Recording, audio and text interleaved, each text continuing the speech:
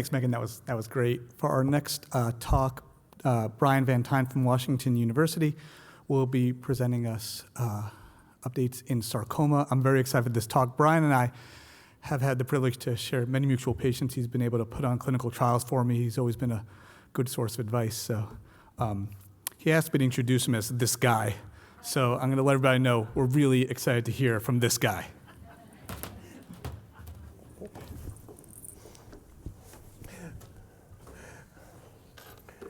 Good morning, everybody.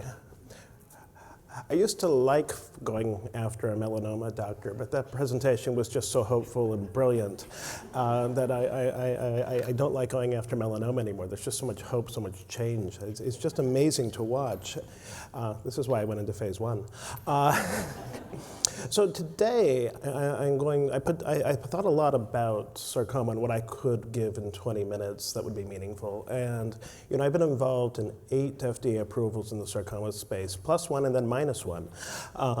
And what this shows is this is a rapidly growing space. There are 3 phase 3 clinical trials going on right now, one looking at a combination of dacarbazine with olaparib in uterine leiomyosarcoma. This is an alliance trial that's opening up. One with gemcitabine, docetaxel, and arginine deaminase. This is opening up across the country.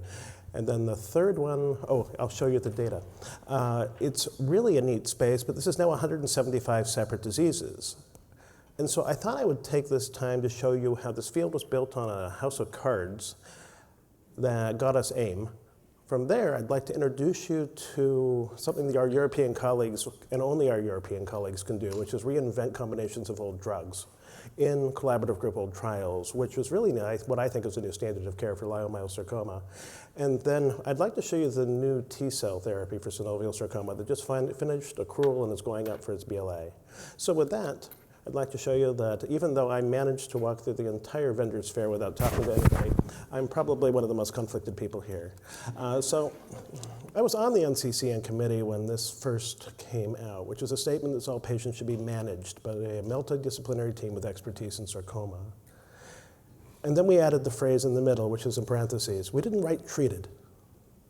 There are 67 card-carrying academic sarcoma doctors in the United States and about 15,000 new patients a year. And so what we rely on as a community is a relationship with people so that we can kind of work together as a unit. We exist to bring new drugs because the funding for sarcoma trials is so limited, and we really work with the community to actually implement these therapies. So I get to discover them, you get to bill for them. This is this kind of way it goes, right? So, if you think about sarcoma and these 175 different diseases, a lot of them are benign bone cancers, but when you start getting into the distribution, you think about it, about half of them occur in the arms and the legs, and these do better because you can cut them off. This is kind of the reality of sarcoma, and probably old melanoma data. And then if you think about it, we've got retroperitoneal disease, we've got, the melanoma of the head and neck, it's called angiosarcoma, same UV signature, same response to immunotherapy. There's a lot of nuance to this world, and you kind of have to have this Rolodex to kind of keep up, right? And so if you kind of think about it, we've got low-grade tumors. The only way you can be a low-grade tumor is to be small and low-grade, and this is one of the few cancers where grade matters. A low-grade tumor is a surgical tumor. You take it out, you're done. Once you become a high-grade tumor, it's impossible to be stage 1. You start off as stage 2, you get bigger than 5 centimeters, and all of a sudden you're stage 3. COVID has shown me bigger tumors than I've ever seen in my life. And so all of a sudden we started giving older people 14 grams of infusional ifosfamide given as 1 gram per day infusion over 14 days in the hospital because, well, this is what we were doing in COVID, and we were getting these wonderful responses because ifosfamide and doxorubicin are dose-dependent in terms of getting out outcomes, but these are really dangerous drugs. And the second you're metastatic, you're really not curable. And so if you kind of look at this, which is old data, which is if you have a low-grade tumor, surgery works, right? And so you end up with a really good disease survival rate but you do have a local recurrence rate. Once you hit stage 2, all of a sudden you begin to get the appearance of metastatic disease. By the time you get to a grade 3 tumor, half of them relapse distant metastatically, and this is a problem, right? We don't have an effective adjuvant therapy that isn't incredibly toxic, which is used in very select patients, which is, AIM. But most of us don't really believe this makes a huge difference on survival, and we hold it back, and I'm going to show you the data of why. So if you look at survival by disease site, what you'll see is retroperitoneal tumors do poorly because they're in the abdomen. And they're found late and they're found larger and they like to spread. Whereas the smaller tumors are found in the arms and the legs, and we remove them or remove the arms and the legs, and the patients usually do well. And so, but, this was the state of the art when I started treating sarcoma, which was basically that, if most patients recur by 2 years, if you're going to recur. But there's this tail that goes off to 10 years, and so you really should never let a sarcoma patient graduate from a clinic, because at some point they may recur. And so there's a dodgy history to the addition of adriamycin and ifosfamide, which came out of my colleagues at MD Anderson, where they did a meta-analysis to prove that what they thought they wanted to see was right. And it looked like this. And I don't know if you could get this published today, because if you start looking across all the studies they combined and the dosages they combined, and some had dacarbazine, some had epirubicin, some had ifosfamide at in milligrams, and some had it in grams. And then they found that, which was a hazard ratio that showed what they wanted, which was that the combination worked better. But this became a standard of care, especially in the South, and any patient where you had a lot of referrals to MD Anderson. And AIM has its role, and I'll show you what it is, but AIM should not necessarily be the first thing you're reaching for, because if you live in the North, standard of care out of the Mayo Clinic is doxorubicin, and I'm in that camp. And so the EORTC actually did a formal design and not a meta-analysis where that is small. I'll have to remember the numbers off the top of my head. They took a large group of people and split them in half.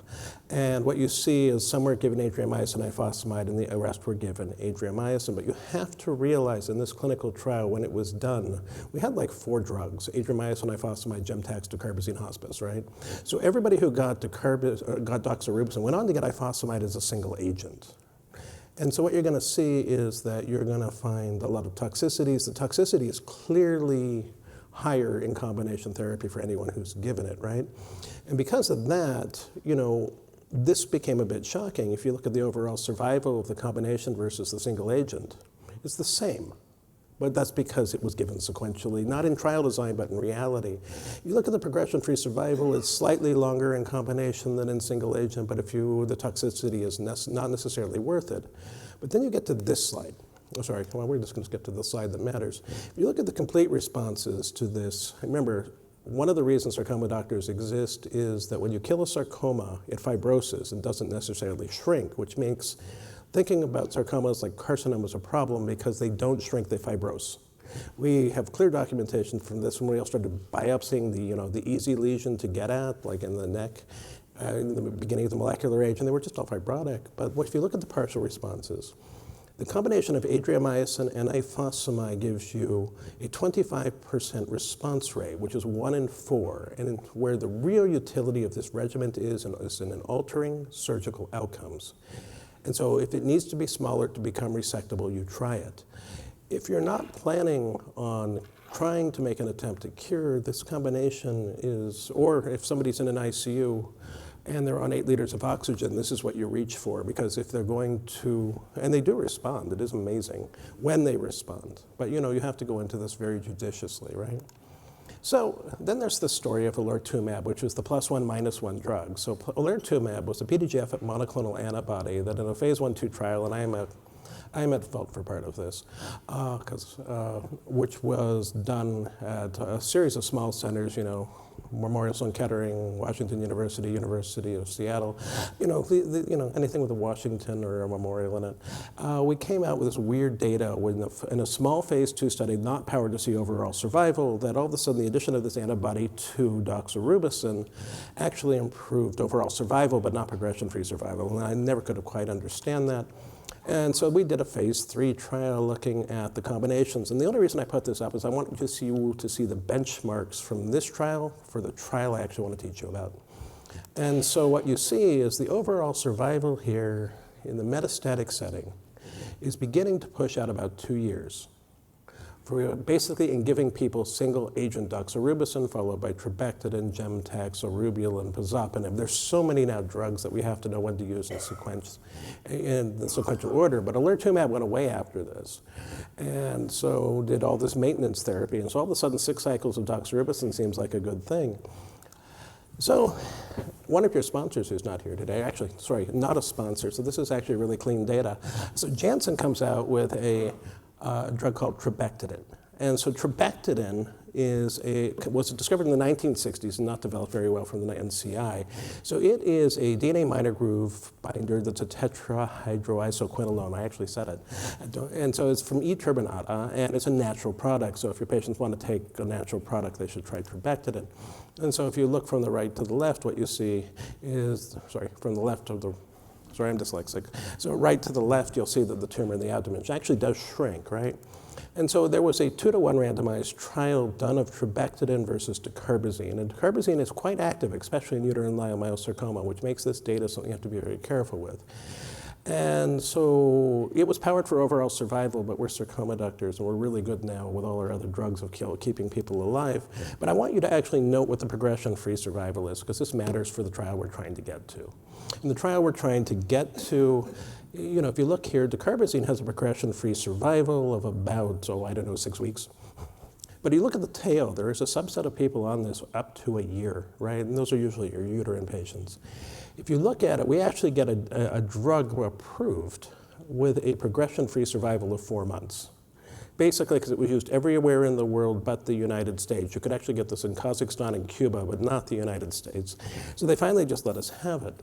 So then, you can see they started doing subset analysis. This was only written for this was written for L-type sarcomas. Do you know what leiomyosarcoma and liposarcoma have in common? They actually start with L. They have nothing in common.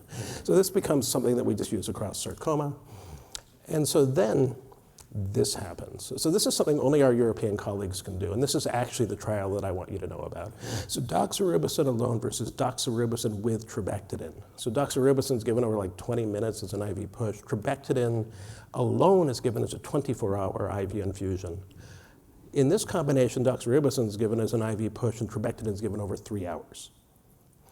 And so what you see is they do this large randomized trial across Europe in a focus. You're going to see that most of what's happening now in the sarcoma world is we're going to do trials not across all the histologies, explaining the Alera type 2 error, but just within the focused groups like leiomyosarcoma.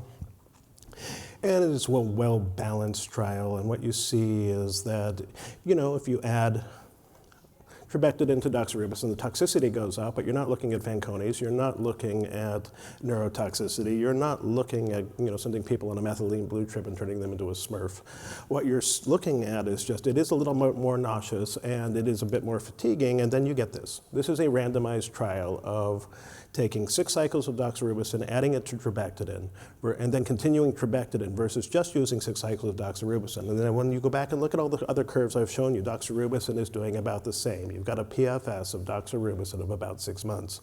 And you double it in this combination, which to me, in this randomized phase 3 trial, and it's now almost in the NCCN guidelines, it will be with the next publication, this is probably now the frontline safer treatment for leiomyosarcoma. So, with the few minutes I have left, I'd actually like to talk about what I think will be a much more fun trial, which is this. So I'm very pleased to announce I'm 41st author on this paper. It's also last, but I was counting, and I've never been so excited to be 41st author in my life. So Adaptimmune makes a modified T-cell product against MAGE-A4, which is a testicular tumor antigen. And so the way this works, and I'm going to walk you through the data quickly, is that you have to screen people for HLA. This is why it's beginning to show up in all your Tempest reports and your Caris reports. And then if you're HLA-02, which is basically a French-German background, but don't be a genetic don't have genetic bias. I've managed to find an Ashkenazi Jew, which by definition should be HLA-03, who's HLA-02. And so what you find is that 80% of synovial sarcoma expresses MAGE-A4. And so the way this works is you screen for it. Once you identify it, most of us have to do, because it's synovial sarcoma and it likes to grow rather rapidly, you do a bridging therapy. But once you actually, for these patients, modify their T cells, it comes back in. We give a low-dose cyclophosphamide with fludarabine. 3 days later, we put back the T cells. And you know what is great? Every time I get told by my CRA that a patient's getting CRS, it's wonderful, because they get a little toasty and I know it's working. And so then we follow them for up to 15 years. And so this is the data. And what you're going to see is we have 2 complete responses, and about just under 40% of people have a true response. And if you actually look down and do some math, the farthest patient out with a durable response is now at 3 years, which is really exciting. And these are deep responses when they work that are durable. Nobody talks about like PFS at 3 years. And so because of that, what you're finding is that we've really come a long way because synovial sarcoma has a testicular antigen. What you're realizing is this trial is called Spearhead, and it's being followed by a trial called Surpass.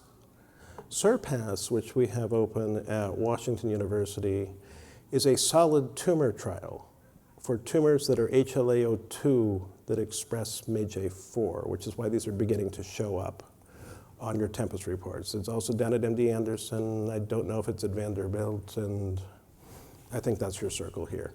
I do know it's open in Florida. But what you see is that we see the same thing. David Hung showed the phase 1 data at ASCO, which is if you can find these patients, and they become much harder. Solid tumors across the spectrum have a 1 to 3% chance of expressing MAGE-A4. And we're seeing durable, long responses against this T cell product in solid tumors. But the real trick there, with a focus on GU, head and neck, and ovarian cancers, is actually identifying these patients. And so if you have HLA-A2 patients, this is worth screening for, because as this rolls out, it's a single treatment with durability. I know it's sort of like being a melanoma doctor. You give ipi-nivo, it disappears. Doesn't come back. You don't know what to do with that 20% at the bottom. When do we stop treating?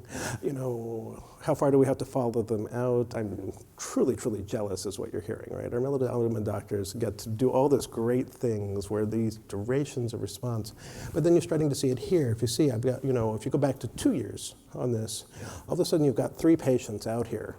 What this shows you, and why you see a 3-year spectrum, is that there are 1,000 synovial sarcoma patients in the United States a year. A third of them are HLA-A2. Of those, only half are metastatic. Of those, only 80% express MAGE-A4. Of those, they took them, they have to get to one of the few centers that is doing this. And so this is why a trial like this takes 3 years. But we've done it. It just accrued. We're still screening, we're still treating patients in an expansion. And so until this is approved, patients will still get access to this. I'm old enough to remember the old HIV language, which was know your status. All synovial sarcoma patients should know their HLA status and their MAGE-A4 status, because this kind of therapy, which does go now down to the age of 12, is exciting to us, because I think this is something that where our melanoma colleagues are curing people. We have people where it just disappears, and we don't see that, and that's exciting for me. And so Trabectedin and erubulin. Oh, and this is a patient, this is 6 weeks of when. You can see we're getting 20-centimeter tumors disappearing that are very large here. If you look at baseline and at 6 weeks, you can see left and right. These things kind of melt away. I had a patient say, we put the cells in, he felt them. I begin to believe people when they tell me that he felt them go to his chest, and then all of a sudden he could start to breathe. These are the early phase patients, right? And so Trabectedin with doxorubicin is something you now need to know about. These T cell therapies are coming your way, and they're going to be in the community. And so before anybody thinks that we aren't making a lot of progress, we're making a lot of progress in a lot of different niches within the sarcoma world. But we can only do this with the support of, everybody here, including David, who sends me the patients that really make a difference. And it's without these patients, we can't change their outcomes. And we have a lot of other little drugs. I don't think anybody would have been that excited about, pexidartinib for tenosynovial giant cell tumor, tazemetostat for epithelioid sarcoma, or, and we have so many little niche drugs now. But some of the ones that, at ASCO, you'll be hearing about cabo, ipi-nivo, not for renal cell. Maybe for sarcoma. There are things coming. And so there's a lot of neat things going on. And so we only do this in support with the community partners we have, because at the end of the day, the 67 of us have enough patients, and we really do need this partnership. And for that, I thank you. And I'm going to give you an extra minute to get caught up.